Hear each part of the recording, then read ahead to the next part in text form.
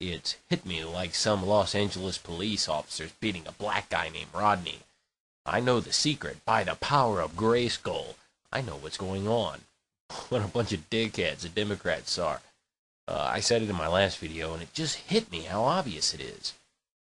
Just because they'd like to rub it in just how much of a sped GW is, they want to cut the funds for the war. No, not a mass conspiracy. It's just the way two-party politics work, in order to create a more perfect union, you see. I now believe that GW would honestly like to see an end to this war before he leaves office. The Democrats are so adamant about cutting funding or a timetable because it will perpetuate the war. And I don't go thinking for a minute that going to war is below the Democrats. Clinton did it, albeit quietly.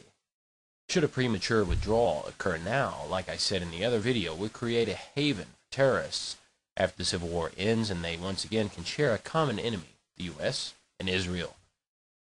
Democrats have historically chosen to take care of situations like this with money.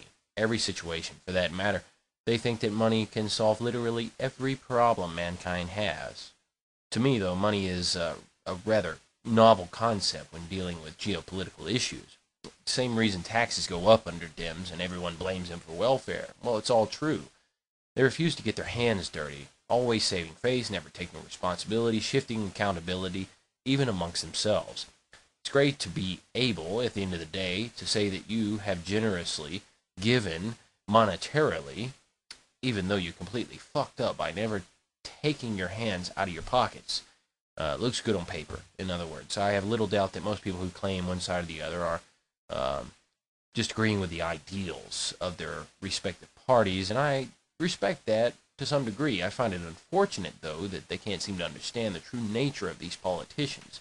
They're really disgusting people, and if I ever say anything about emotions to you, let me say that I feel that disgust is possibly the most powerful emotion one can experience.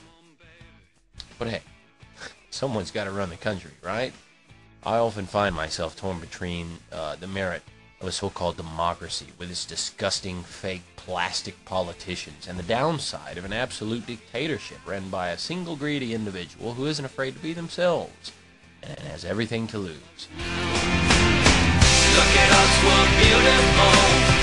All the people push and pull, but let's just go out and ride. Talk about the things we tried. Look at us, we're beautiful. All the people push and pull, but they'll never get inside. We got too much to hide. In a democracy, you stand a chance of being appointed consultant to some corporation who has had their hand in your pocket throughout your political career. But as a dictator, you face certain death or exile.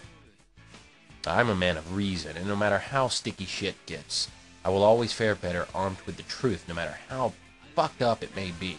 But check this out. When I was slapping that Hillary video together, which by the way started as just a few pictures along with the chorus to that song, I was watching some raw footage I had downloaded of her campaign stops. And when she gave her speech in Selma, Alabama before walking the bridge in remembrance of Martin Luther King Jr. Day, her cadence was one of soul. Her head moved side to side as if she was preaching a sermon, but then as she spoke to a collection of farmer-looking people next to a stack of hay.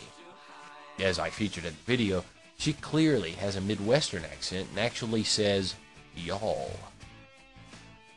I know the saying goes, when in Rome, do as the Romans do, but she's not a tourist. This is a presidential candidate who has to lead the entire nation. Why is it necessary to go around and pocket these small special interest groups?